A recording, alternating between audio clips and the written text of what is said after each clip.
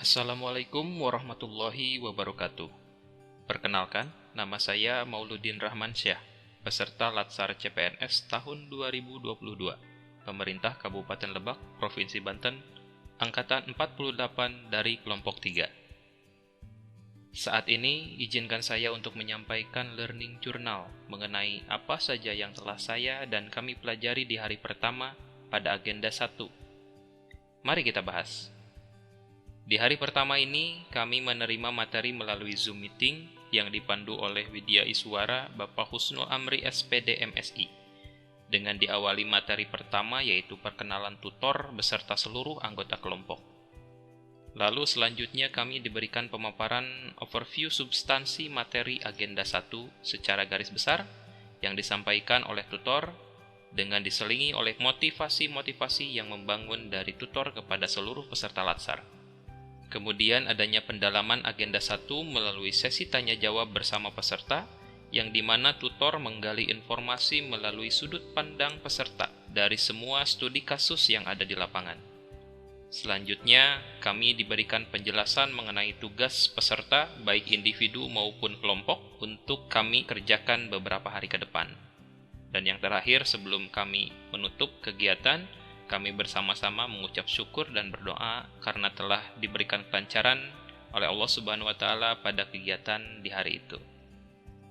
Dalam pemaparan materi dari Widya Iswara, banyak sekali pencerahan yang kami dapatkan. Kami dipandu untuk mengunggah kembali ingatan mengenai materi yang sudah kami pelajari sebelumnya dalam modul MOOC. Seperti yang pertama, yaitu mengenai wawasan kebangsaan dan nilai-nilai bela negara. Yang kedua, yaitu analisis isu kontemporer, dan yang ketiga, kesiapsiagaan bela negara.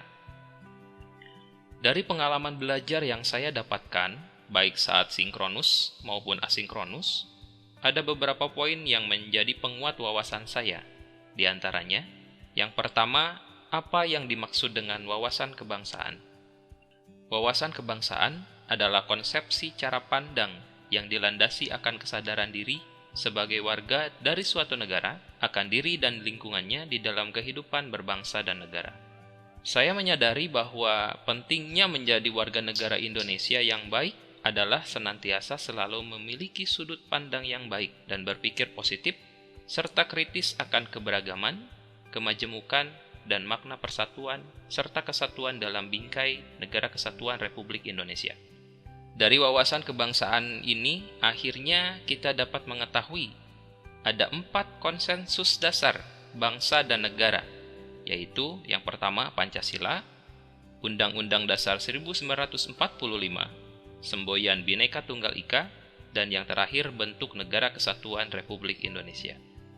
Selanjutnya, poin yang kedua adalah informasi mengenai analisis isu kontemporer. Apa yang dimaksud dengan analisis isu kontemporer?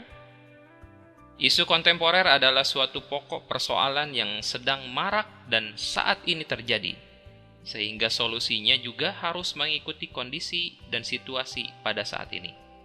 Banyak contoh dari isu kontemporer yang marak terjadi masyarakat, di antaranya yaitu isu korupsi, money laundry, peredaran narkoba, kriminal, terorisme, dan juga radikalisme.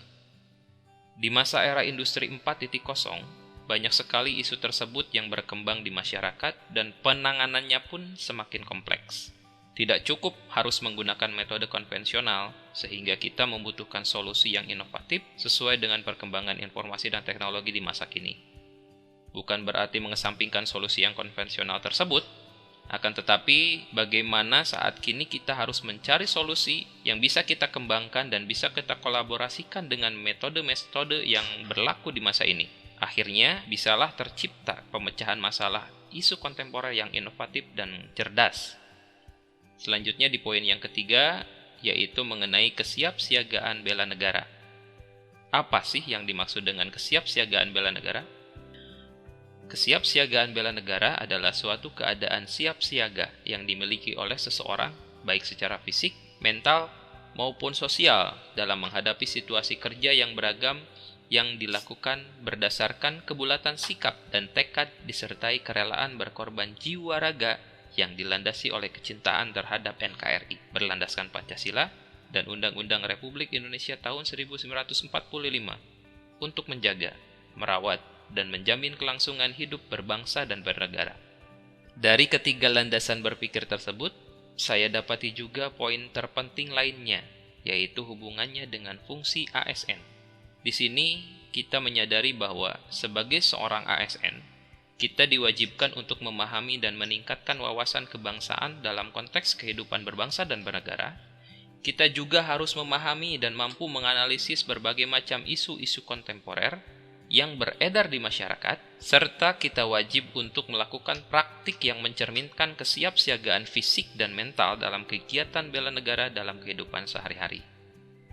Dari seluruh rangkaian materi yang saya dapatkan di pertemuan kali ini, saya dapat simpulkan bahwa diawali dari diri sendiri, mentalitas diri, dan kesadaran diri sebagai warga negara Indonesia yang baik akan tercermin bila kita mengimplementasikannya dalam kehidupan sehari-hari, khususnya sebagai ASN di Republik Indonesia ini.